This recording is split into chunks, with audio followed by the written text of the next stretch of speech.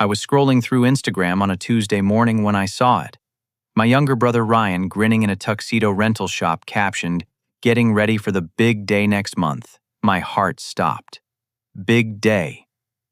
What big day? I kept scrolling and found engagement photos I'd never seen, wedding planning posts, and excited comments from relatives congratulating him. I hadn't received a single invitation. When I called my mother Patricia to ask about it, her voice turned ice cold.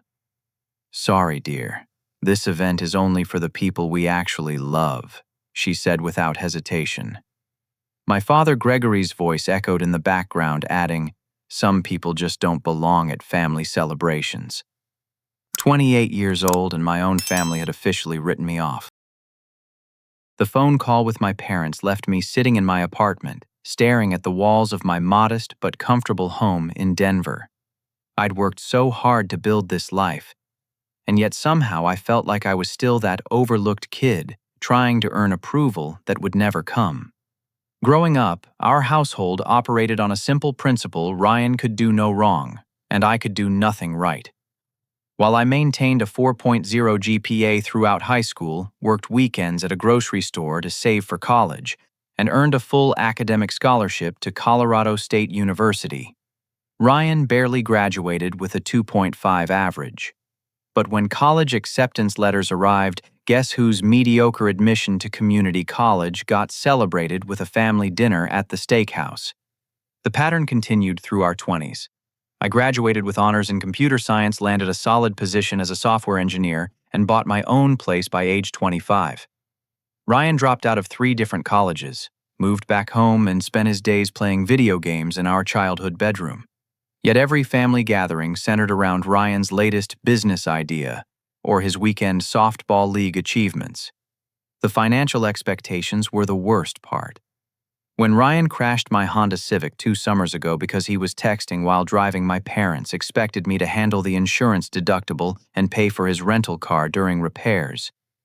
"You're the responsible one," my mother explained, as if being reliable meant being everyone's personal ATM. Last Christmas, Ryan asked to borrow $3,000 for emergency dental work. I transferred the money immediately, worried about his health. 3 weeks later, I saw Instagram photos of his ski trip to Vail, with friends complete with expensive lift tickets and luxury lodge accommodations. When I confronted him, he claimed the dental work was postponed and promised to pay me back soon. That was 13 months ago. My cousin Jessica had always been the family truth teller, the one person who saw through the dysfunction. When I called her after the wedding revelation, she filled in the missing pieces with uncomfortable honesty. "Dalton, your brother, is marrying Madison Blackwood," she said carefully. "As in Blackwood Properties. Her family owns half the commercial real estate between Denver and Colorado Springs." I knew the name.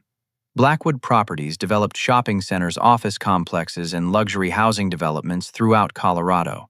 Their billboards dotted every major highway with the slogan, "Building Colorado's Future." "So Ryan managed to land himself a rich girlfriend," I replied, trying to keep the bitterness out of my voice. "It's more complicated than that," Jessica continued. "Your mother has been telling everyone in the family that you're going through a difficult phase and might cause drama at the wedding. She's convinced that you're jealous of Ryan's success and can't be trusted around Madison's wealthy relatives."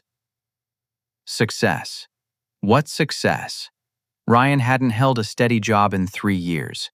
His most recent employment was a part-time position at a sporting goods store, which he quit after 2 months because his manager was totally unreasonable for expecting him to show up on time. "There's something else," Jessica added, her voice dropping lower. "Ryan specifically requested that you not be invited. Apparently he owes you money and doesn't want to face any awkward conversations on his wedding day." The number wasn't just the $3,000 from Christmas. Over the past 5 years, I'd lent Ryan money for car repairs, rent payments, credit card bills, and various emergencies. I'd never kept careful track because he was family, and family helps family. But as I sat there processing Jessica's words, I started mentally calculating the total. $2,000 for transmission repair when his Toyota broke down, $800 for his share of rent when his roommate moved out unexpectedly, $1,500 when his credit cards got maxed out and he couldn't make minimum payments. $4,000 when he wanted to start a personal training business that never materialized. Another $1,200 for various smaller loans that accumulated over time. The total was staggering, over $12,000 in direct loans, none of which had been repaid, despite Ryan's repeated promises. And that didn't include the family expenses I'd covered, like picking up dinner checks, paying for gas when we traveled together, or buying birthday and holiday gifts for everyone when Ryan claimed he was temporarily tight on cash. But money wasn't even the deepest cut.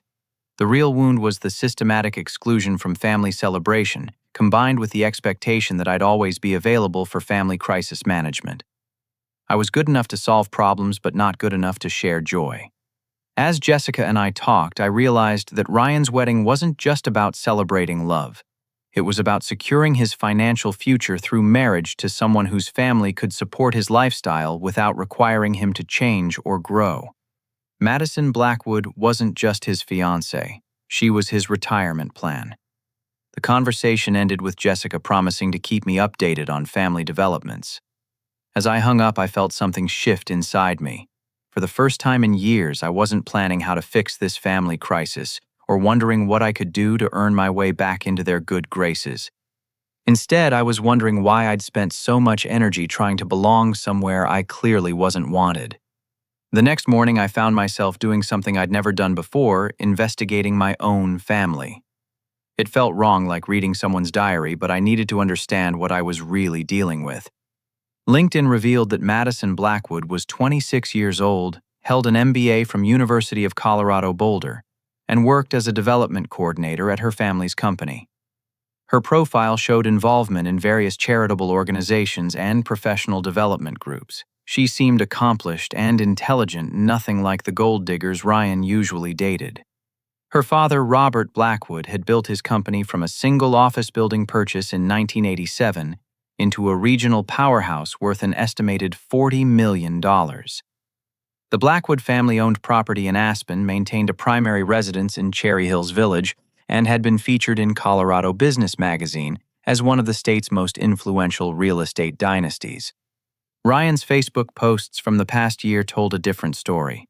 Photos at expensive restaurants he couldn't afford, designer clothing that didn't match his sporting goods store salary, and references to business meetings that looked suspiciously like leisure activities.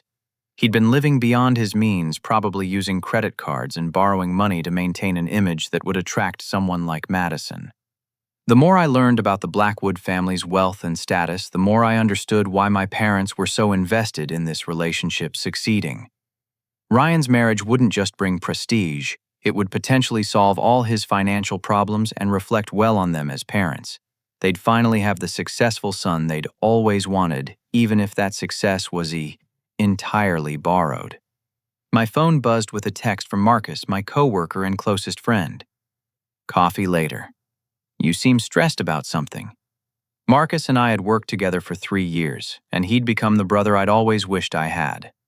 Unlike my biological family, Marcus actually listened when I talked, celebrated my professional achievements, and never asked me for money. Our friendship was based on mutual respect rather than obligation. Over coffee that afternoon, I found myself explaining the wedding situation for the first time out loud. Marcus listened without judgment, occasionally shaking his head in disbelief. "Man, that's rough," he said when I finished. "But honestly, I'm not surprised. I've watched how your family treats you for years. Every time there's a crisis, you drop everything to help them. Every time you have good news, they somehow make it about Ryan or dismiss it entirely." Marcus had his own experience with toxic family dynamics. His older sister had spent years manipulating their parents for money and attention while treating Marcus like an inconvenience.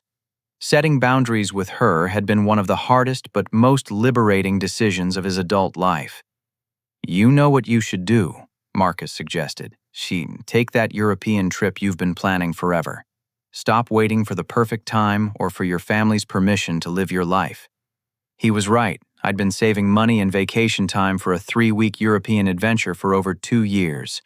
Every time I got close to booking it, some family crisis would emerge that required my attention or financial assistance. Last spring, it was Ryan's car troubles. In the fall, my parents needed help with home repairs. There was always something more important than my own happiness. That evening, I sat at my kitchen table with my laptop and started pricing flights to Rome. For once, instead of calculating how much money my family might need from me, I was calculating how much I could spend on myself. The savings account I'd labeled Europe Fund contained $8,700, enough for a comfortable 3-week adventure through Italy, France, and Spain. As I browsed flight options, my phone rang. My mother's contact photo appeared on the screen, and for the first time in my adult life, I let it go to voicemail. Her message was predictably manipulative. Dalton, I know you're upset about the wedding situation, but you need to understand that Ryan is under a lot of stress right now.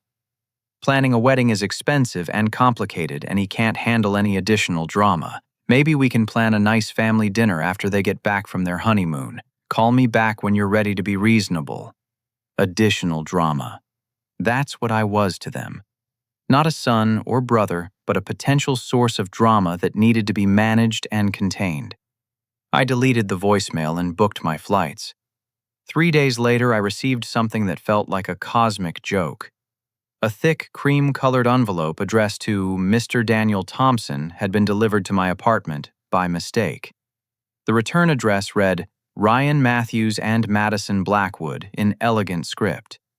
Daniel Thompson lived in the unit next to mine, and we occasionally received each other's mail. Normally, I'd just drop it by his door with a friendly note. But something about the formal invitation made me curious, especially since I recognized the names. I opened it. The invitation was stunning. Thick cardstock with gold foil lettering announced Ryan and Madison's wedding at the exclusive Broadmoor Country Club in Colorado Springs. The ceremony was scheduled for Saturday, June 15th, with cocktail hour at 5:30 and dinner reception to follow. A smaller card indicated formal attire required and requested RSVPs by May 1st. At the bottom of the invitation, handwritten in my mother's unmistakable script, was a note. Dear Daniel and Sarah, we hope you can join us for this special celebration. Please keep this event private, as we're limiting attendance to preserve intimacy. Looking forward to seeing you there. Love, Patricia and Gregory. Preserve intimacy. They were inviting neighbors they barely knew while specifically excluding their own son. And they were asking those neighbors to keep the wedding secret, presumably, so I wouldn't find out about my exclusion through casual conversation. The invitation package included details that revealed the scale of this intimate celebration. RSVP options for beef salmon or vegetarian entrees. Information about the cocktail hour featuring premium open bar service. A separate card with hotel recommendations for out-of-town guests, including a discount code for the luxury resort where the reception was being held. This wasn't a small budget wedding. This was an expensive showcase designed to impress Madison's wealthy family and social circle. My parents had probably spent more on this celebration than I earned in 3 months, yet they'd spent years telling me that money was tight whenever I suggested family vacations or nice dinner celebrations for my achievements. I photographed the invitation and texted it to Jessica with the message, Found this in my neighbor's mail. Thoughts. Her response came within minutes. Oh, honey, I'm so sorry. Your parents are telling everyone it's a small ceremony with just immediate family. Immediate family. Apparently that category had been redefined to exclude me while including casual acquaintances. I walked to my neighbor's apartment and knocked on the door. Daniel answered, and I handed him his invitation with an apologetic smile. Sorry this got delivered to my place by mistake, I said. No problem, he replied, glancing at the envelope. Oh, this is nice. I didn't know your brother was getting married. The whole family must be so excited. I managed to keep smiling until I got back to my own door. That night, I finalized my European itinerary, Rome for 5 days, Florence for 3, Paris for a week, and Barcelona for 5 days. Museums, restaurants, historic sites, and most importantly, 3 weeks where nobody would expect me to solve their problems or apologize for existing. I set my out-of-office email reply, arranged for a coworker to water my plants, and prepaid 3 weeks of international phone service. For the first time in years, I was planning something purely for my own happiness, with no consideration for my family's needs or approval. The night before my departure, Ryan called. I almost didn't answer, but curiosity won. "Hey, Dalton, I know things are weird right now, but I was wondering if you could help me out with something." He started without preamble. "What kind of help?" I asked, though I already knew the answer. "Well, wedding expenses are adding up faster than we expected, and Madison's family has some pretty high standards. I was hoping maybe you could spot me a few $1,000s just to cover some vendor deposits. I'll totally pay you back after we get wedding gift money." He wanted me to help pay for the wedding I wasn't invited to attend. The audacity was breathtaking. "Ryan, I'm actually leaving for Europe tomorrow morning, so I won't be able to help with anything for the next few weeks." "Europe?" His voice rose in surprise. "Since when do you take vacations, and why didn't anyone tell me you were going to Europe?" Since I decided to stop waiting for permission to live my life," I replied. "Have a good wedding." I hung up before he could respond and turned off my phone. The next morning, I boarded a plane to Rome with 2 suitcases, a detailed itinerary, and for the first time in years, a sense of freedom that felt almost foreign. Rome exceeded every expectation I'd built up over 2 years of planning. Standing in the Colosseum at sunrise before the tour groups arrived, I felt something I hadn't experienced in years. Pure joy that belonged entirely to me. No family member was there to diminish the moment or redirect attention to their own needs. No crisis calls were interrupting the experience. Just me, ancient history, and the realization that I'd been living such a small life back home.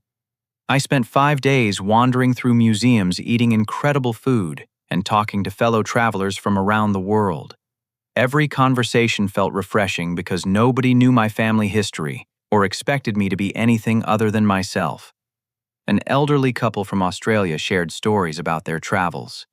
A group of college students from Germany invited me to join their walking tour. A solo traveler from Japan recommended a small restaurant where I ate the best pasta of my life. For the first time in years, I wasn't constantly checking my phone for family emergencies or feeling guilty about spending money on myself. The freedom was intoxicating. Florence brought art that moved me to tears and wine that made me laugh out loud at sidewalk cafes. I sent photos to Marcus but deliberately didn't post anything on social media. This experience was mine, and I didn't need external validation or commentary to make it meaningful. Paris changed everything. I'd been traveling for 2 weeks when my phone started buzzing with increasing frequency. I'd kept it on airplane mode except for checking messages once per day at my hotel, but the missed call notifications were piling up. 23 calls from my mother, 16 from my father, 41 from Ryan, even several from relatives I hadn't heard from in months. The voicemails told an escalating story of panic and manipulation. From my mother, day 1.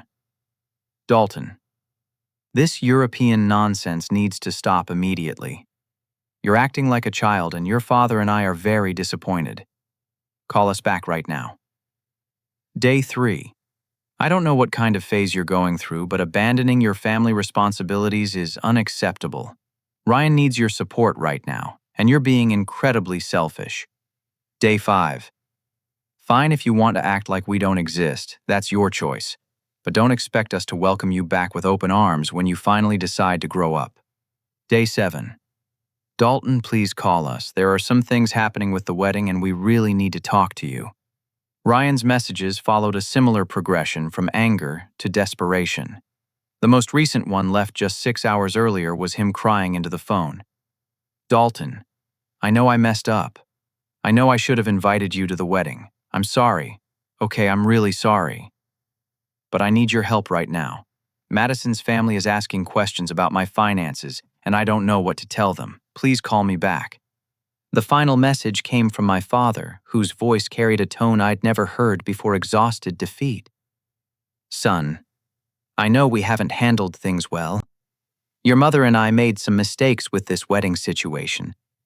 But Ryan is in real trouble, and you're the only one who might be able to help him. Please call us when you get this." I sat in my Paris hotel room looking out at the Eiffel Tower illuminated against the evening sky and felt absolutely nothing. No guilt, no urgency, no desire to rush home and fix whatever crisis they'd created. The distance had given me perspective I'd never had before. I called Jessica instead of my parents. "Oh, thank God," she said when she answered. "Your family is losing their minds. Where are you?" "Paris," I said. "Having the best time of my life. What's the emergency this time?" Jessica's laugh was bitter. "Madison's family did a background check on Ryan. Apparently when you're marrying into $40 million, they want to know what they're getting. Ryan's credit score is in the 400s. He has $30,000 in credit card debt, and he's never held a job for longer than 8 months." And this surprised them. Get this, Madison's father gave Ryan an ultimatum. Either prove financial responsibility by paying off his existing debts and showing evidence of savings, or the engagement is off. Robert Blackwood doesn't want his daughter supporting a financial liability for the rest of her life. I thought about my conversation with Ryan before leaving for Europe. He'd wanted me to help pay for wedding expenses while owing me over $12,000 in unpaid loans. The irony was perfect. "How much does Ryan need to save the engagement?" I asked. $50,000, either in verified savings or paid off debts, and he has 3 weeks to prove it. 3 weeks. Ryan had 3 weeks to demonstrate the financial responsibility he'd avoided developing for 26 years. The same 3 weeks I'd be enjoying my European vacation. "Your parents are frantic," Jessica continued. "They've been calling every relative trying to borrow money.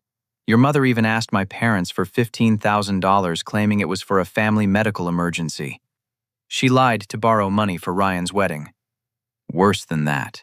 When my parents said they couldn't afford that much, your mother told them that you were having some kind of mental breakdown and had abandoned the family in their time of need. She's been telling everyone that you're jealous of Ryan's success and too immature to be happy for your brother." The betrayal cut deeper than anything they'd done before. Not only had they excluded me from the family celebration, but they were actively destroying my reputation with extended relatives to manipulate sympathy and money for Ryan's crisis. "Jessica, I need you to know something," I said carefully. "Over the past 5 years, I've lent Ryan over $12,000. None of it has been repaid. I've also covered probably another $15,000 in family expenses, dinners, gifts, and emergencies. They've never acknowledged this help or shown any gratitude. And now they're telling people I'm mentally unstable because I won't rush home to solve another crisis I didn't create." The silence stretched between us for several seconds. Dalton and I had no idea it was that much money. Neither did I until recently. I never kept track because I thought family was supposed to help each other without keeping score. But apparently, the help only flows in one direction. After we hung up, I walked along the Seine River as the city lights reflected on the water. For the first time in my adult life, I felt completely free from my family's expectations and manipulations. They needed me more than I needed them, and that realization was both liberating and heartbreaking. I spent the evening at a small cafe near the Louvre talking with Elena Martinez, an American woman who'd been living in Barcelona for 3 years while running a successful online marketing consultancy.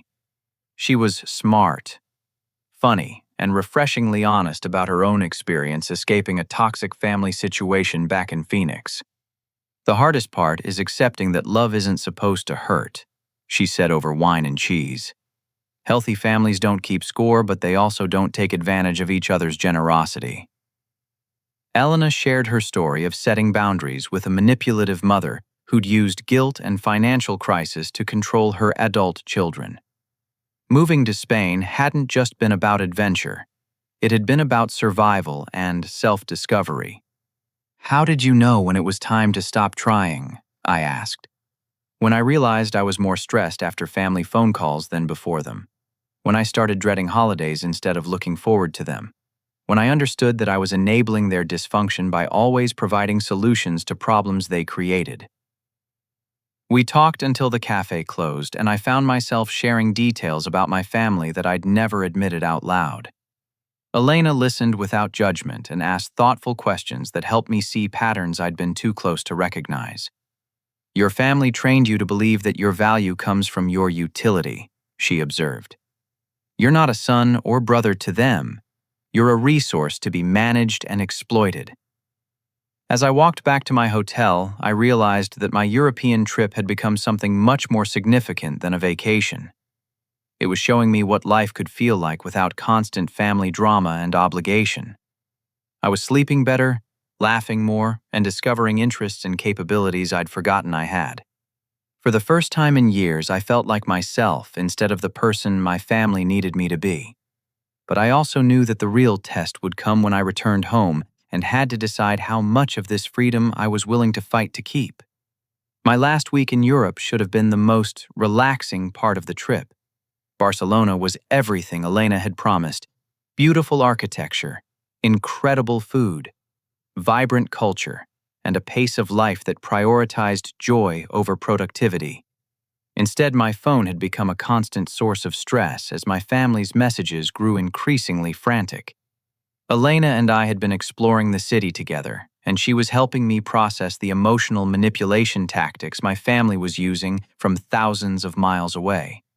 Having her objective perspective was invaluable as I watched my family's desperation unfold in real time. My mother's latest voicemail was a masterpiece of guilt and manipulation. "Dalton, I don't know what we did to deserve this treatment from you. Your brother is going through the hardest time of his life, and instead of supporting him like a good brother should, you're gallivanting around Europe like you don't have a care in the world.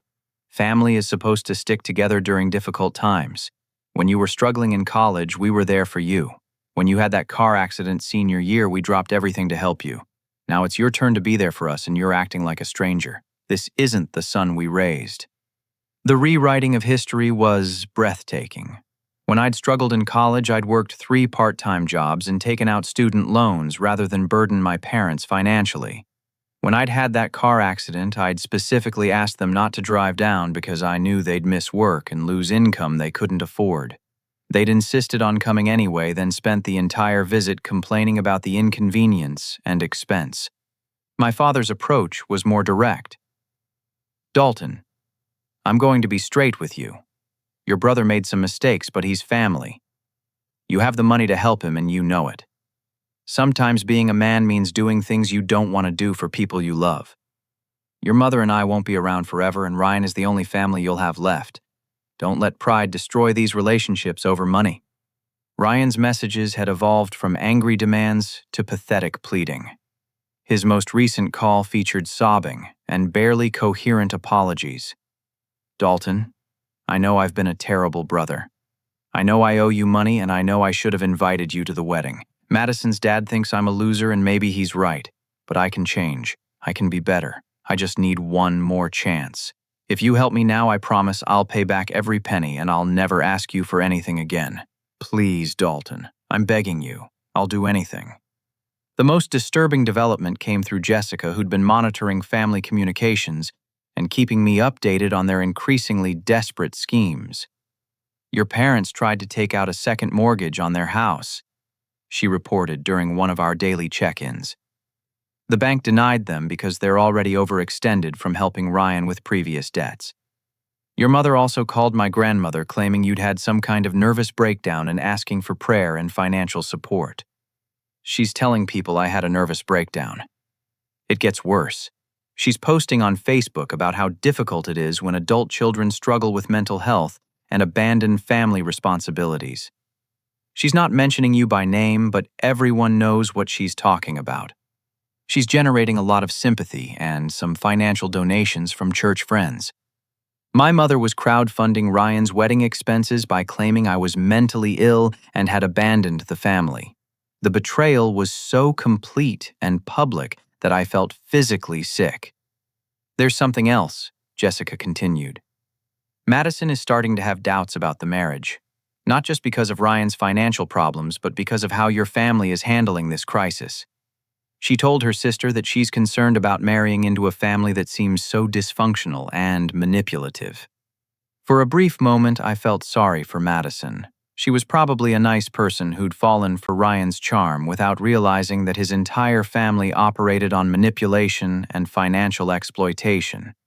If she was smart, she'd run as far as possible from the whole situation. Elena and I spent that evening at a rooftop bar overlooking the Mediterranean, discussing healthy responses to family manipulation. She'd become my anchor during this crisis, helping me see the situation clearly without the emotional fog that usually clouded my judgment. The pattern is classic, she explained. First, they try anger and guilt. When that doesn't work, they escalate to public humiliation and reputation damage. If that fails, they'll probably try some form of medical or safety emergency to force your return. You think they'd fake an emergency? Families this manipulative often escalate to whatever it takes. The key is to remember that their crisis is not your responsibility, especially when they created it through their own choices. Elena had studied psychology before building her marketing business, and she helped me understand the dynamics I'd been living with for decades. My family had conditioned me to believe that their emotional stability depended on my financial and emotional support. They'd trained me to feel responsible for problems I didn't create and guilty for setting any boundaries on my availability. The healthy response is to maintain your boundaries regardless of how they escalate, she advised. If you give in now because they're desperate, you're teaching them that they just need to create bigger crises to control you. That night, I made a decision that felt both terrifying and liberating. I turned off my phone completely for my last 3 days in Barcelona. No more frantic voicemails, no more guilt trips, no more manipulation attempts. For 72 hours, I was going to experience what life felt like with complete freedom from family drama. Those 3 days were magical. Elena and I explored Gaudi's architecture, spent hours in museums, ate incredible meals, and talked about everything except my family crisis. We visited the Sagrada Familia, walked through Park Güell, and spent an entire afternoon at the beach, just reading and relaxing. More importantly, I started planning my return strategy. Elena helped me understand that going home didn't mean returning to my old patterns. I could maintain the boundaries and self-respect I'd discovered in Europe, but it would require preparation and commitment. You need to decide what kind of relationship you want with your family going forward, she said. Not what they want, not what feels familiar, but what actually serves your well-being and happiness. We spent hours discussing different scenarios and responses. How would I handle guilt trips? What would I do if they showed up at my apartment? How could I maintain compassion for them without enabling their dysfunction? Elena also helped me realize that my family's current crisis was actually an opportunity. Their desperation had revealed the true nature of our relationships in ways that normal circumstances never could. They'd shown me exactly how they viewed my role in the family not as a beloved son and brother, but as a financial resource to be manipulated and exploited. On my last night in Barcelona, I turned my phone back on and was immediately overwhelmed by notifications. 67 missed calls, 43 voicemails, and over 100 text messages. The escalation Elena had predicted was happening exactly as she'd described. The most recent message was from my father, and his tone had shifted from demanding to defeated. Son Ryan's engagement has been called off. Madison's family won't accept him without proof of financial responsibility, and we can't come up with the money. Your brother is devastated and your mother hasn't stopped crying for 2 days. We know we made mistakes with the wedding invitation situation, but this is bigger than family arguments now. Please call us. I looked out at the Barcelona skyline one last time and realized that my European adventure was ending. But my real journey toward freedom and self-respect was just beginning. The question wasn't whether my family would accept the new boundaries I'd discovered. The question was whether I had the courage to maintain them when the pressure to return to old patterns became overwhelming. The flight from Barcelona to Denver gave me 9 hours to prepare for what I knew would be the most difficult confrontation of my life. Elena had helped me develop a strategy before we'd said goodbye, though parting from her had been unexpectedly emotional. In just 10 days, she'd become the kind of friend I'd never had someone who supported my growth rather than my compliance. "Remember," she'd said at the airport, "their reaction will tell you everything you need to know about whether these relationships are worth preserving." I'd spent the flight documenting everything on my laptop, bank statements showing every loan and gift to Ryan over the past 5 years, screenshots of text messages where he'd asked for money, voicemails where my parents had demanded I solve their crises, social media posts from my mother that painted me as mentally unstable while soliciting donations for Ryan's emergency. The evidence was overwhelming. In 5 years, I'd provided over $43,000 in direct financial support to my family. Ryan alone had received $28,000 in loans that he'd never repaid or even acknowledged. My parents had borrowed another $15,000 for various emergencies, home repairs, and car troubles, always with promises of repayment that never materialized.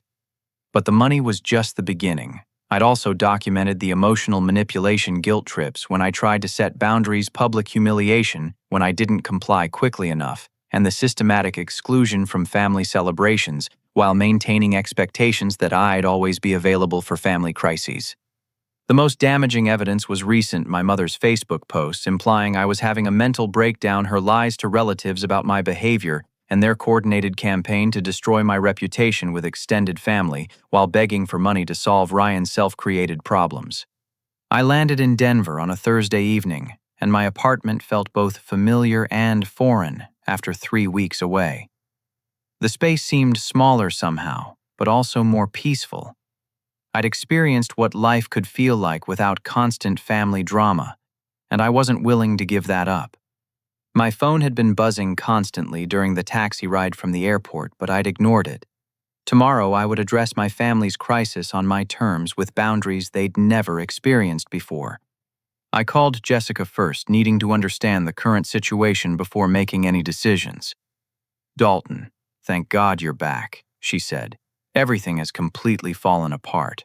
Ryan's engagement is officially over." Madison returned the ring and told him she couldn't marry someone who wasn't honest about his finances or his family situation. "How is Ryan handling it?" "Not well. He's been staying with your parents because he can't afford his apartment rent. He's basically catatonic. Your mother is furious because she'd already ordered her mother of the groom dress and made plans for the reception.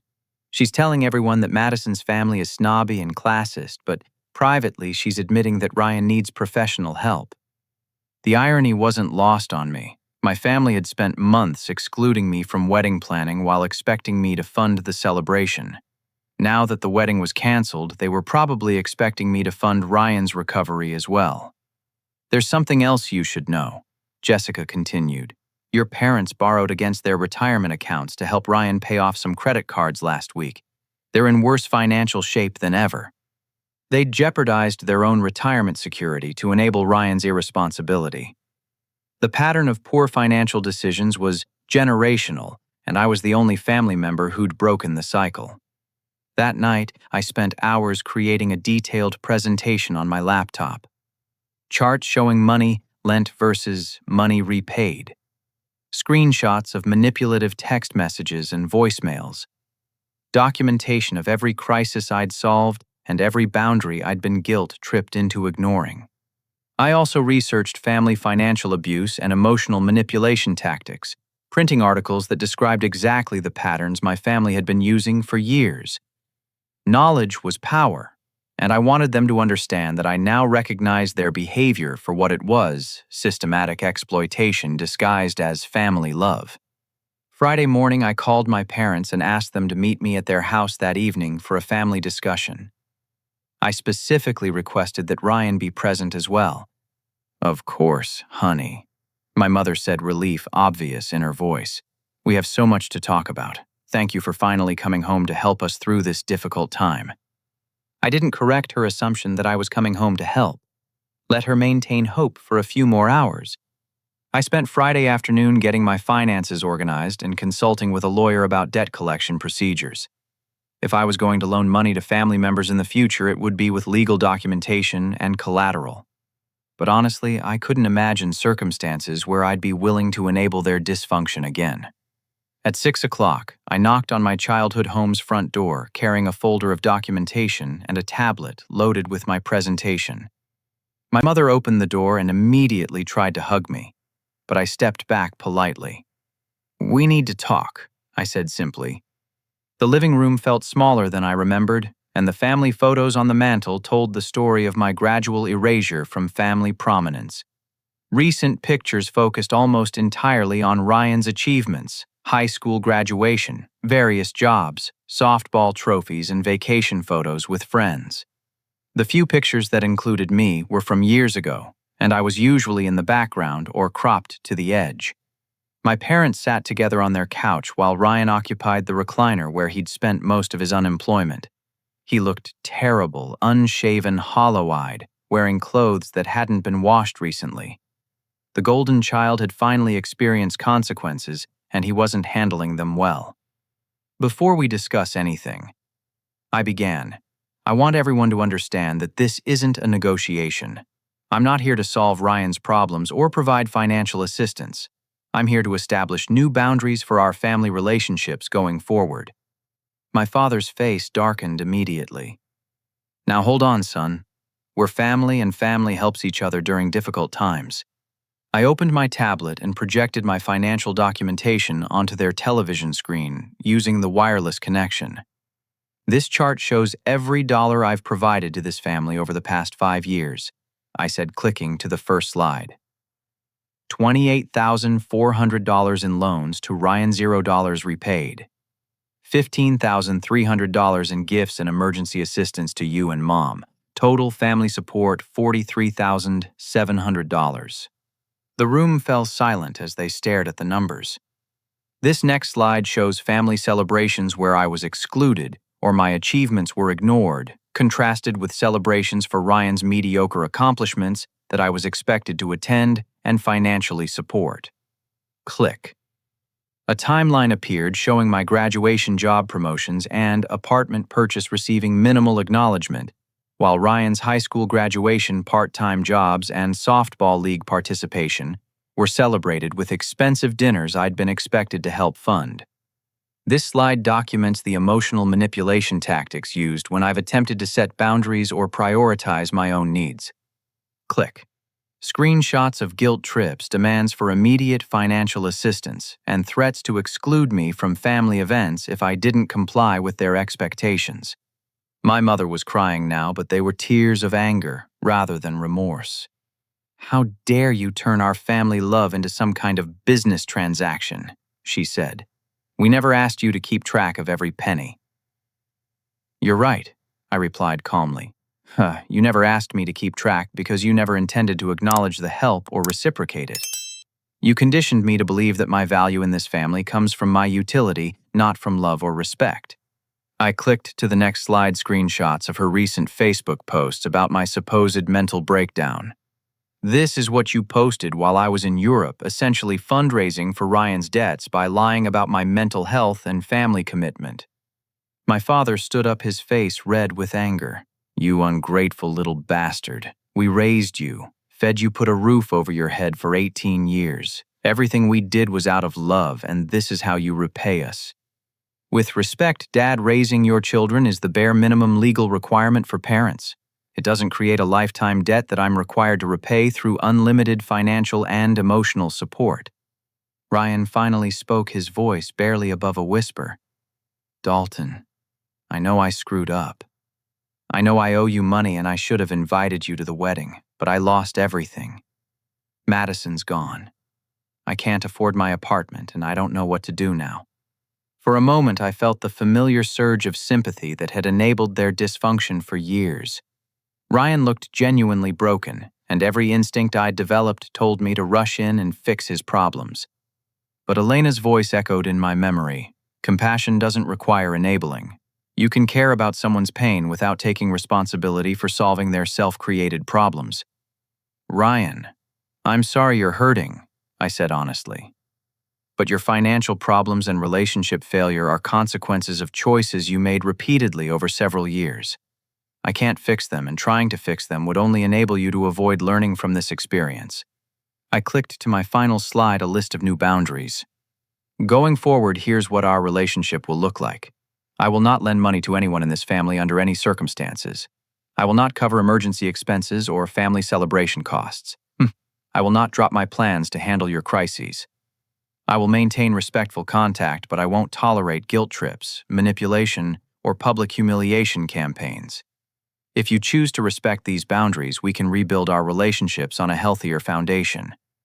If you can't accept them, then we'll have minimal contact. The explosion was immediate and exactly what Elena had predicted. My mother started screaming about my selfishness and ingratitude. My father threatened to disown me entirely. Ryan accused me of kicking him while he was down and abandoning family when they needed me most. But something remarkable happened as I listened to their rage. I felt completely calm. For the first time in my adult life, their emotional manipulation had no power over me.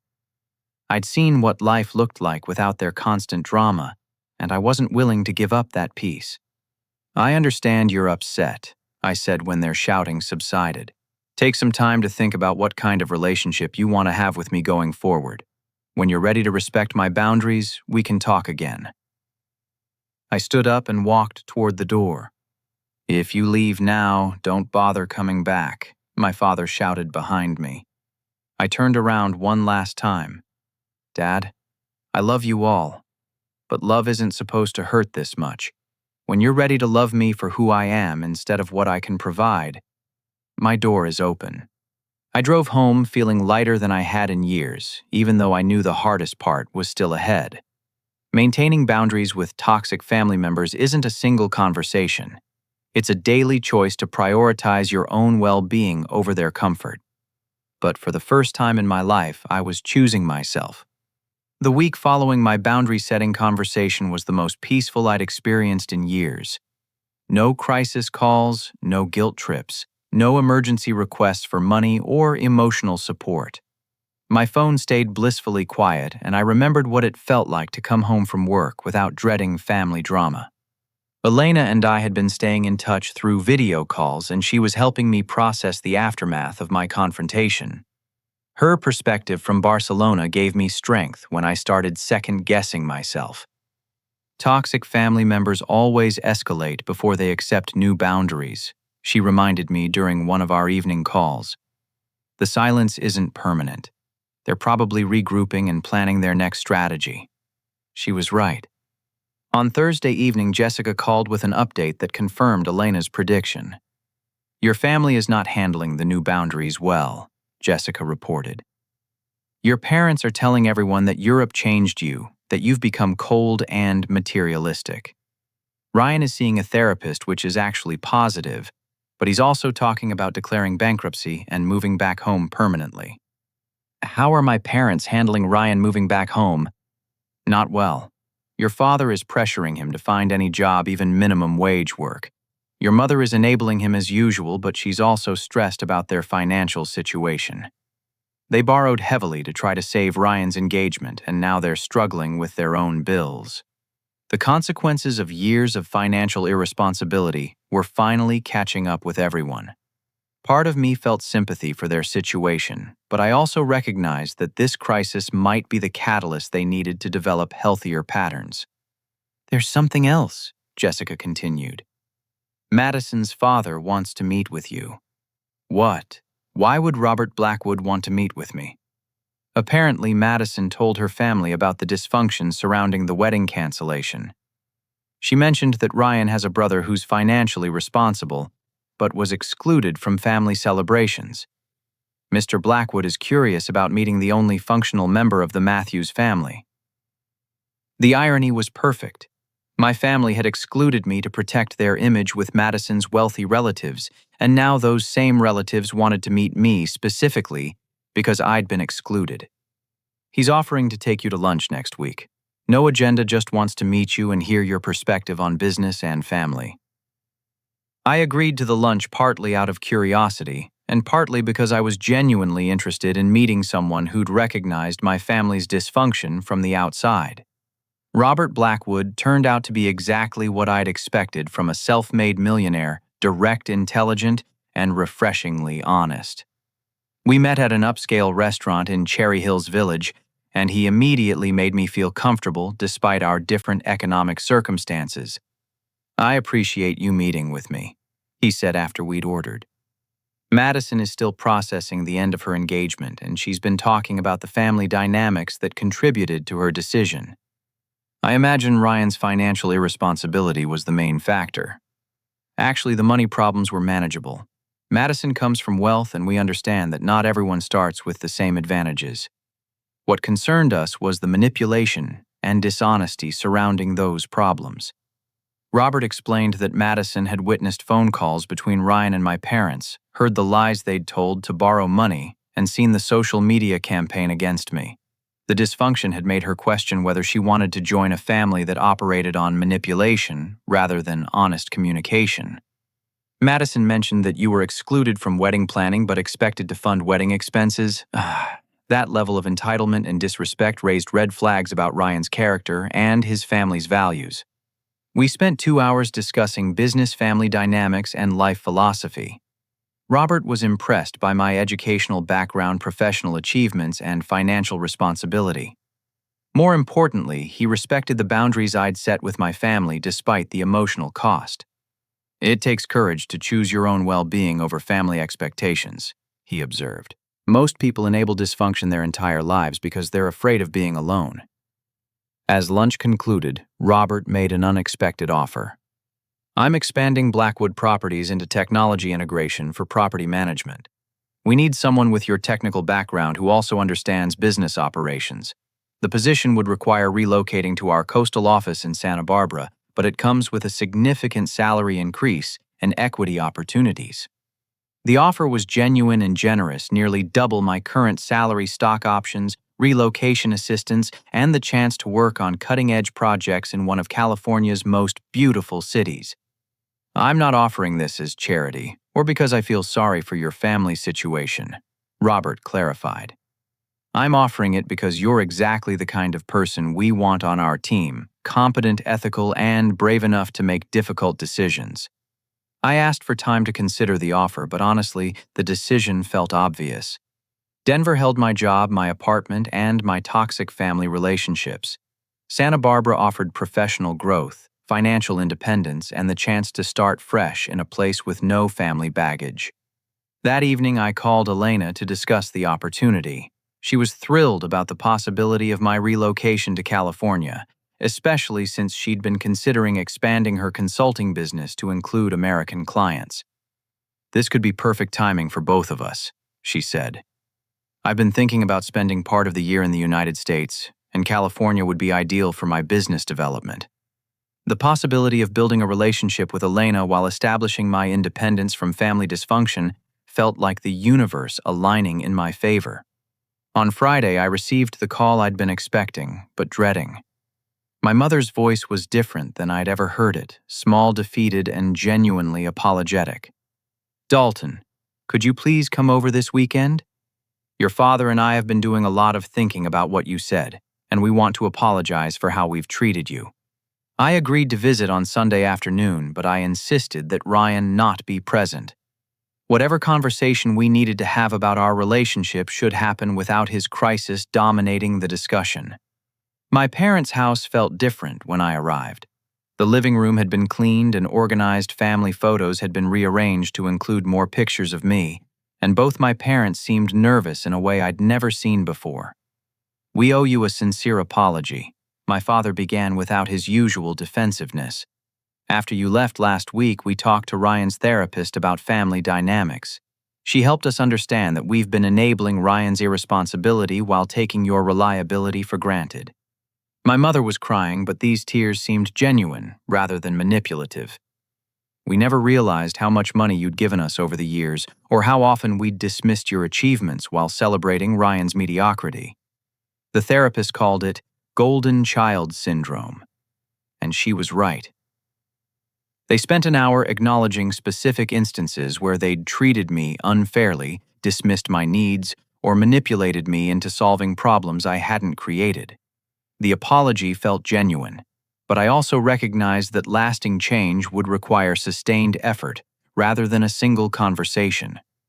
"I appreciate you acknowledging these patterns," I said carefully. but I need you to understand that rebuilding trust will take time. I'm not ready to resume our old relationship patterns even with apologies." I told them about Robert Blackwood's job offer and my intention to accept it. Their reaction surprised me. Instead of guilt trips or manipulation attempts, they expressed genuine happiness about my opportunity. "California sounds wonderful, honey," my mother said. "You deserve a fresh start and the chance to build the life you want." "We're proud of you for standing up to us," my father added. "It couldn't have been easy, but you did what you needed to do for your own well-being." As I drove home, I realized that my boundary setting had accomplished something I'd never expected. It had forced my parents to examine their own behavior and make changes. They were attending therapy, setting new expectations for Ryan, and learning to respect my independence. The golden child dynamic that had dominated our family for decades was finally being challenged, and everyone was being forced to develop healthier patterns. Ryan's journey would be longer and more difficult. Breaking 26 years of entitlement and irresponsibility wouldn't happen quickly, but for the first time he was experiencing real consequences for his choices, and those consequences might finally motivate the growth he'd avoided for years.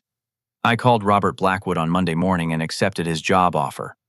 3 weeks later, I was loading my belongings into a moving truck, preparing to start a new life in California.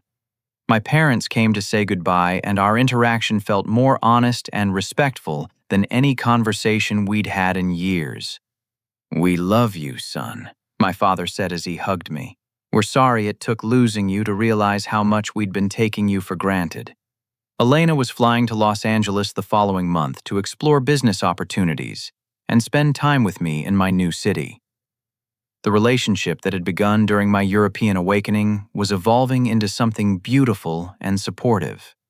As I drove away from Denver, I felt no sadness or regret. I was moving toward the life I'd always wanted, but never believed I deserved: professionally fulfilling work, healthy relationships, and the freedom to make choices based on my own values, rather than family guilt.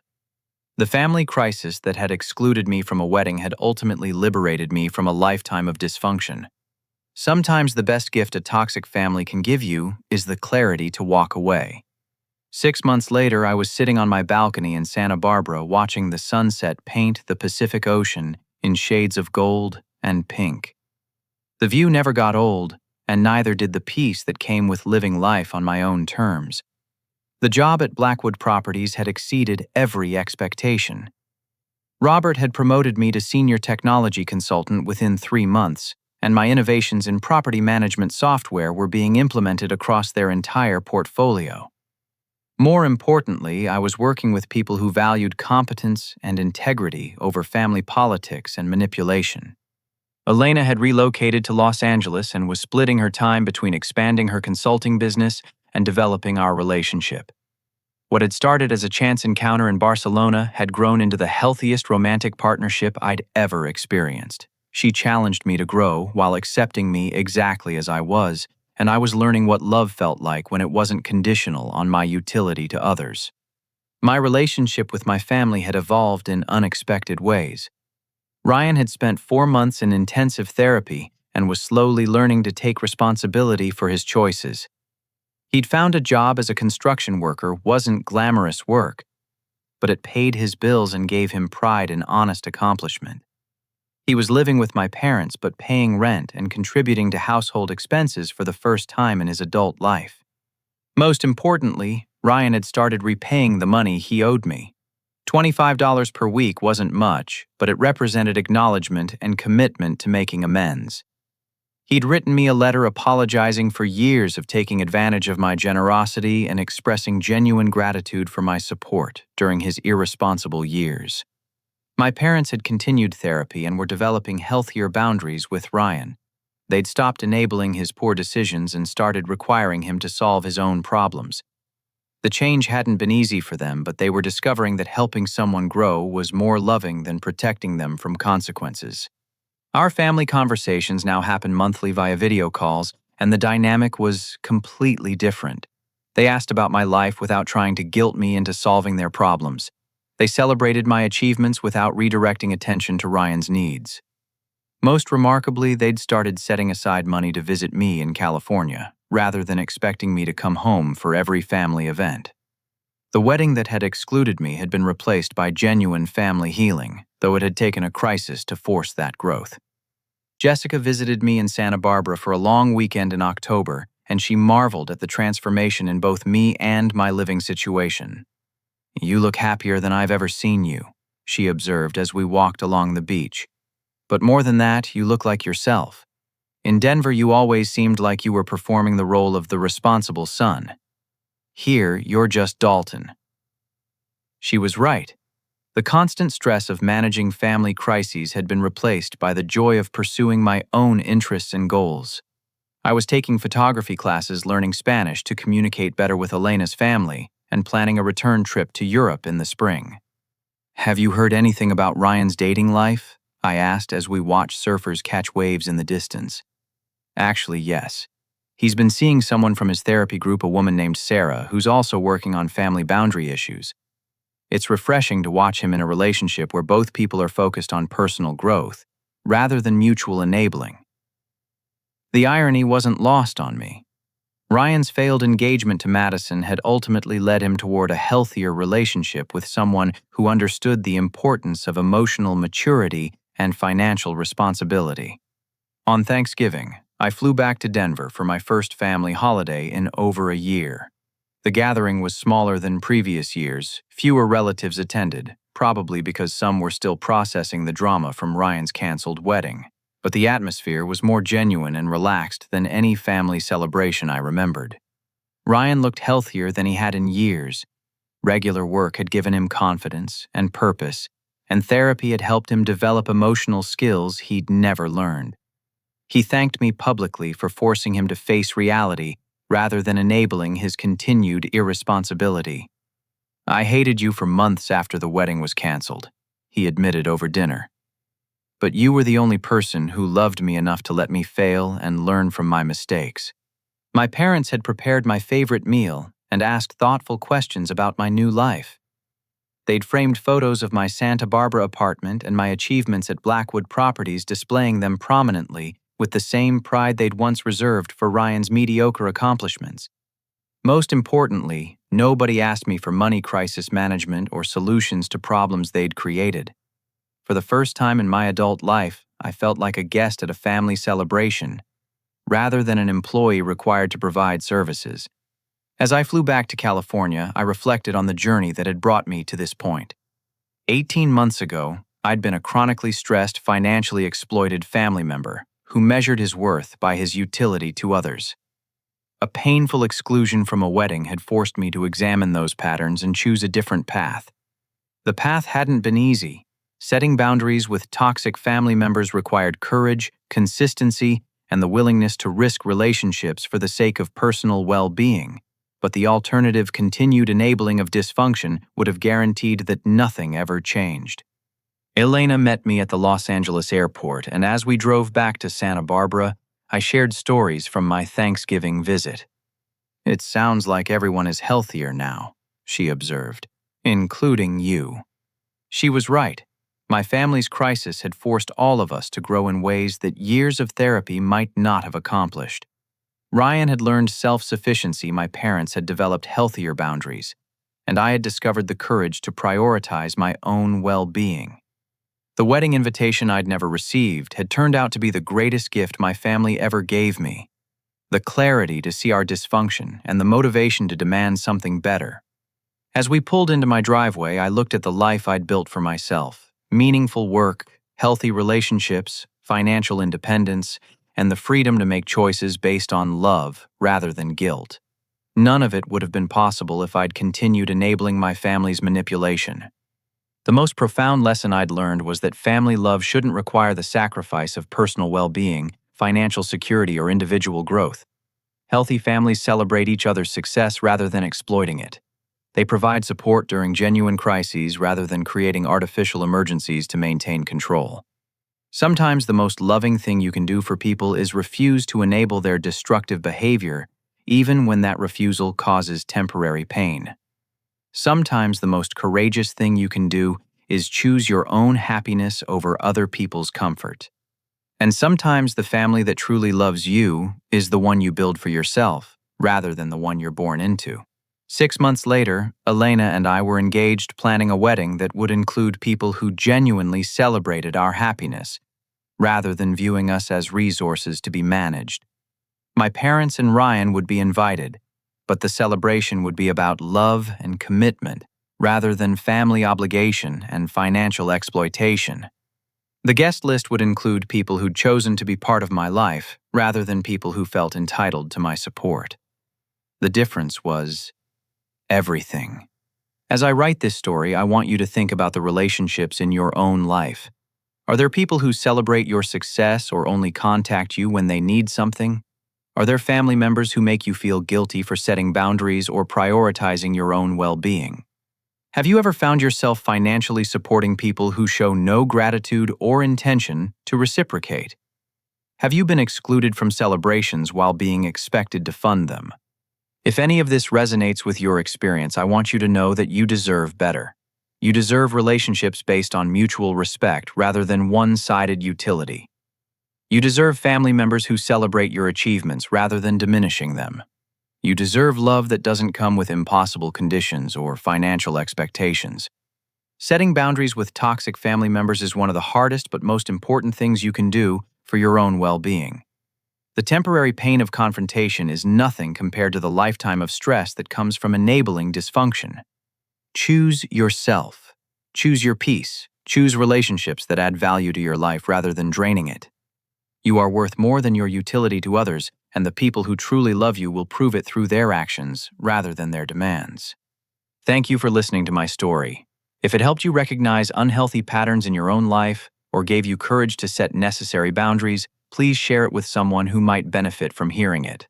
Like this video if my experience resonated with your own, and subscribe for more stories about choosing personal growth over family dysfunction.